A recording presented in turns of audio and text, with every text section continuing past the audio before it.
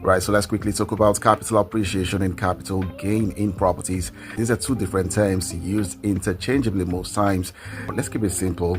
You bought a property in 2020 for 20 million naira, and in 2026 that property is valued at 40 million naira. Your capital appreciation on that property is 20 million naira, and your capital gain on that property is 0 naira. You've actually not made any profit on that property. You can only talk about capital gain when you have sold that property. As far as no money has exchanged hands on that property, you can't really talk about capital gain. You can only talk about capital appreciation, and capital appreciation can only be talked about when there is an increase in the value, in the market value of a property.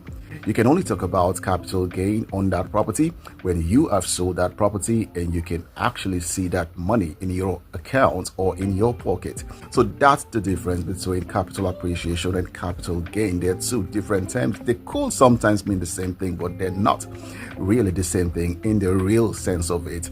So the bottom line here is when you eventually now sell that property for 40 million naira in 2026, your capital gain on that property is now 20 million naira. So 20 million naira is your capital gain on that property. So what's your capital appreciation?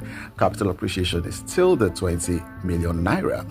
The difference here is that you've actualized that profit. You can see the money. I hope that helps, by the way. Thank you so much for your time, and see you again in the next one.